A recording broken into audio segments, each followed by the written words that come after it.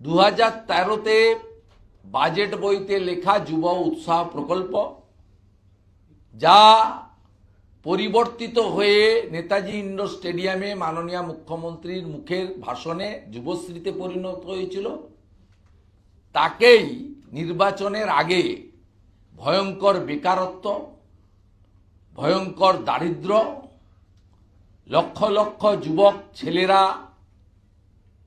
প্রবীণ বাবা মা, অনেকেরই স্ত্রী পুত্র কন্যাকে ছেড়ে পেটের টানে গ্রাসাচ্ছাদনের জন্য অন্য রাজ্যে পাড়ি জমানো, সেই জায়গা থেকে মুখ্যমন্ত্রী তাদের সঙ্গে যে প্রতারণাটা করেছেন নাম বদলে এবং ভোট অন অ্যাকাউন্টের মেয়াদ উত্তীর্ণ একটি প্রতিশ্রুতি দিয়ে, এটা আমি মনে করি শতাব্দীর সবচেয়ে বড় মিথ্যাচার বেকার যুবক যুবতীদের প্রতি। ক্ষমার অযোগ্য করেছেন। আমি মনে করি পশ্চিমবাংলার সর্বস্তরের শিক্ষিত যুবক যুবতী, তারা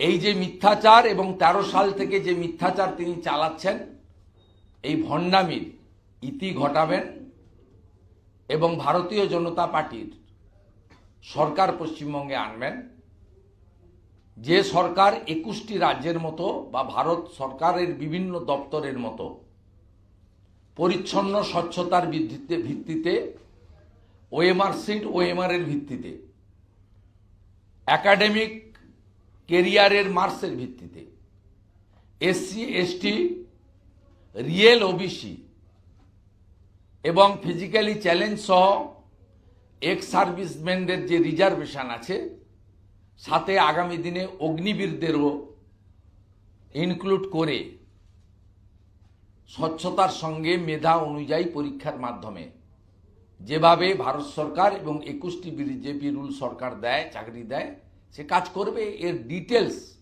ভারতীয় জনতা পার্টি যখন সংকল্পপত্র দেবে তখন আপনারা জানতে পারবেন। আমার মনে হয়েছে পশ্চিমবঙ্গ সরকারের চাকরি চুরি একটি স্বীকৃত রূপ নিয়েছে। চাকরির পরীক্ষায় জালিয়াতি, সাদা খাতায় চাকরি, খাতা বদলে চাকরি, অর্থ এবং রাজনৈতিক নেতাদের আত্মীয়তার পরিচয়ে চাকরি যে ভয়ঙ্কর আকার ধারণ করেছে, যার ফলে কখনো কলকাতা হাইকোর্ট, কখনো সুপ্রিম কোর্ট হস্তক্ষেপ এবং শিক্ষামন্ত্রী পার্থ চ্যাটার্জি সহ শিক্ষা দপ্তর সম্পূর্ণভাবে কয়েক বছর জেলে কাটানোর পরে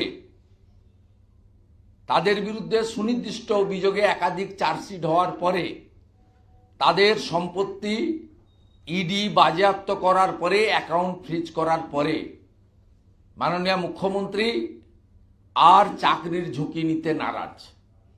তাই চাকরি ক্লোজ চ্যাপ্টার হিসেবে ঘোষণা করে তিনি ভাতাতে চলে গেছেন এবং তিনি ভাবছেন যে একটি গ্র্যাজুয়েট অনার্স, মাস্টার ডিগ্রি, এমনকি ন্যূনতম মাধ্যমিক পাস করতে গেলেও যোগ্যতা লাগে, অধ্যাবসায় লাগে, বইপত্র লাগে, শৃঙ্খলার সঙ্গে শিক্ষাঙ্গনে এবং পরীক্ষায় বসতে হয়। প্রত্যেক দিন 50 টাকা হিসেবে তিনি এই শিক্ষিত বেকার যুবক যুবতীদের মূল্য নির্ধারণ করে দিয়েছেন। এর আগে কখনো কাকদ্বীপে গিয়ে ফুল ধর্ষণে 40,000, হাফ ধর্ষণে 20,000, 14ই আগস্ট 2024 বেহালাতে স্বাধীনতা দিবসের অনুষ্ঠানে গিয়ে অভয়ার মা বাবা চাইলে তো আমি 10 লাখ দিতেই পারি।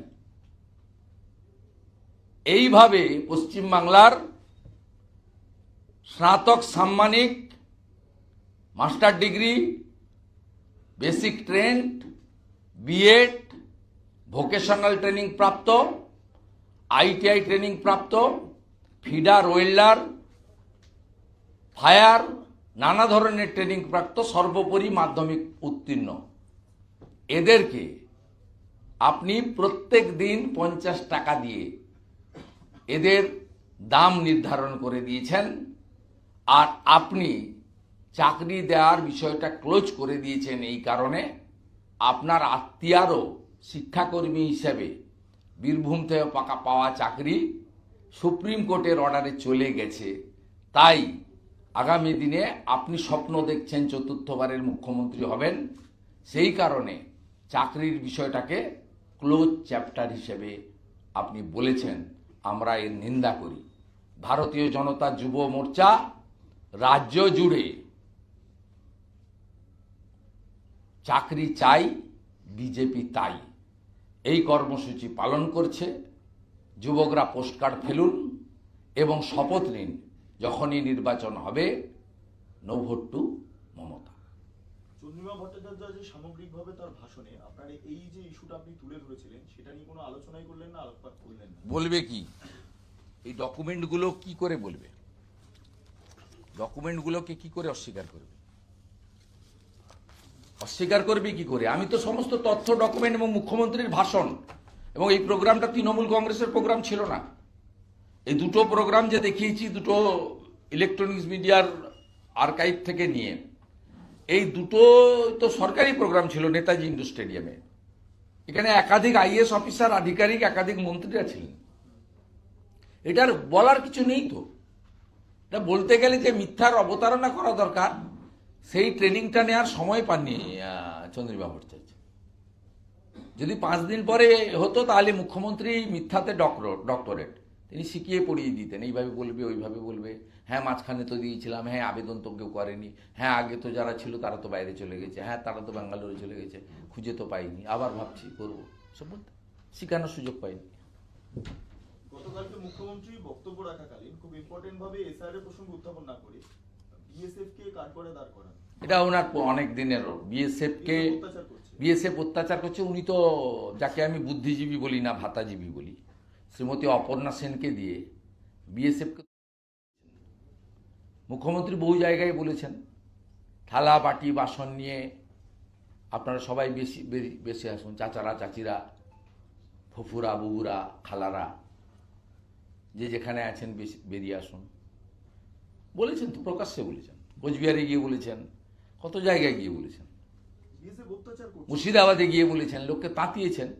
আজকে ল অ্যান্ড অর্ডার সিচুয়েশন খারাপ হচ্ছে তো এই জন্য।